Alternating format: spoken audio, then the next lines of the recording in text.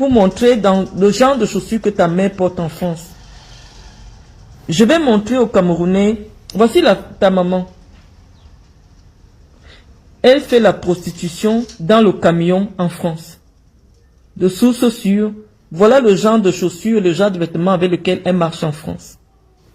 Parce que tu as dit que je devrais te respecter en principe parce que j'avais dit que je vis dans un château. Je ne sais pas où tu m'avais croisé, c'est la sorcellerie. Alors, je suis allé chercher ta boutique.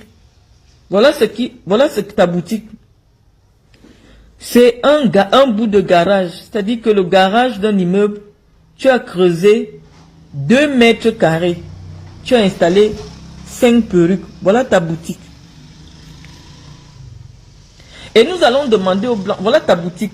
Donc, 4 personnes ne peuvent pas rentrer dedans parce que c'est le bout d'un mur. Camoise Beauty. C'est le bout d'un mur.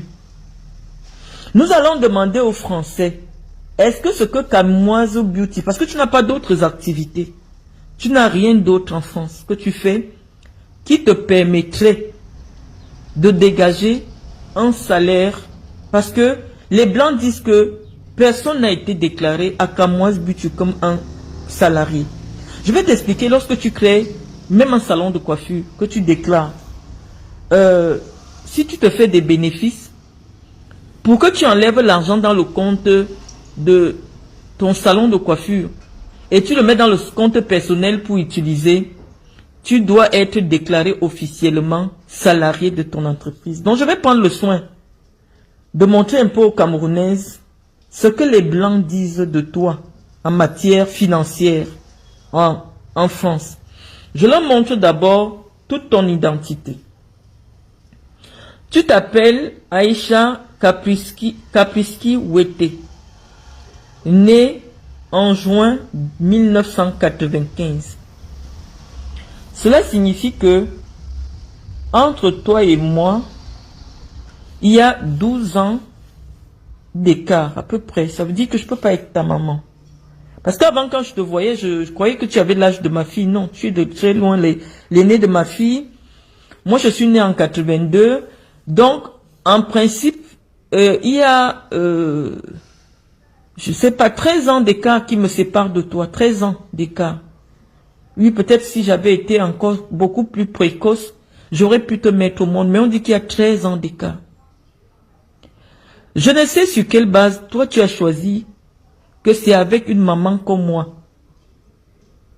Moi, quand j'avais ton âge, j'avais déjà 3 grands enfants que moi j'ai amenés en France. On ne m'a pas amené dans les bagages de quelqu'un comme toi.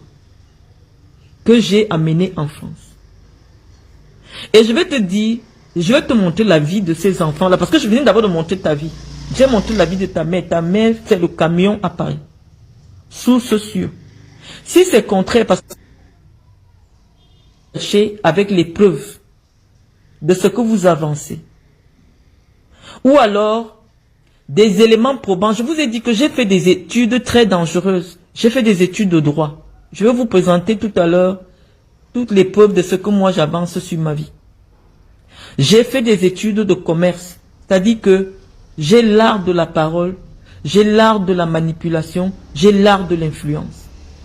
Donc lorsque quelqu'un vient m'affronter pour un débat, je questionne, je me dis, mais cette petite fille suffisamment illettrée, parce que ce n'est pas un débat. Tu n'as pas été à l'école, ça veut dire que même le fait qu'on puisse te pousser, parce qu'un enfant qui atteint la 3e, moi je vois ma fille Iris, elle s'exprime dans un français parfait. Elle n'a que 6 ans. Mais lorsque moi je t'écoute, tu n'as pas le niveau en français d'un enfant de CP en France. Donc je me dis, soit tu souffres de troubles cognitifs, c'est-à-dire, soit tu as été dyslexique, c'est-à-dire que tu n'arrives pas à retenir comment on dit des mots, ou comment il y a un problème psychologique. Parce que quand je te vois, tu as un handicap physique, parce que c'est pas normal. Une femme de cette taille-là. Tu n'es pas dans le nanisme, mais tu n'es pas très loin. Je ne sais pas combien. J'aurais aimé vraiment que tu viennes nous présenter le nombre de centimètres que les médecins disent que tu as. Parce que ce n'est pas juste. Une femme de cette taille-là, j'ai vu même Ina, la petite pygmée, elle est plus, je sais pas, elle est plus grande que toi. Il y a un problème. Tu n'es pas pygmée, mais tu te retrouves avec un déficit de croissance. À ce point, est-ce que ton déficit de croissance physique a aussi impacté un déficit, a engendré un déficit de croissance intellectuelle? Parce que pour quelqu'un qui est venu en France, étant mineur sur les papiers, on devrait ressentir au moins un niveau de langue lorsque tu t'exprimes en français. Parce que même à force de parler avec les enfants dans la cour de récréation, on ne vous demande pas de faire des grandes études. On dit seulement d'entendre comment les voisins parlent. Mais toi, tu es une honte. C'est-à-dire quand tu ouvres la bouche, on a juste envie d'aller se cacher pour essayer de comprendre qu'est-ce qui ne va pas. Mais tu nous dis que, en principe, moi, je devrais te respecter. Je cherche sur quelle base. Je me dis, mais cet enfant, elle n'a jamais su comment faire un dossier pour demander un visa. Elle n'a pas traversé la classe de 3e. Parce que, au moins, en France, c'est interdit d'abandonner l'école en 3e. Aïcha, tu devrais avoir au moins le niveau de langue d'un enfant de CM2 en Europe, en France. Tu ne l'as pas. Je me dis, et tout le monde sait que ce que je te dis est vrai. Parce que il faut... j'ai souvent contourné, j'ai rigolé avec toi. À un moment donné, j'ai dit, il faut que je te fasse comprendre que je ne t'aime pas. Je n'aime pas ton énergie. Je veux pas que tu t'associes à moi. Je ne voudrais pas qu'on te retrouve dans des vidéos des années plus tard. Avec mon image. Je n'aime pas ce que tu es. Je ne t'aime pas. Donc, je ne sais pas pourquoi, lorsqu'il y a quelque chose qui me concerne, tu veux associer ton énergie à la mienne.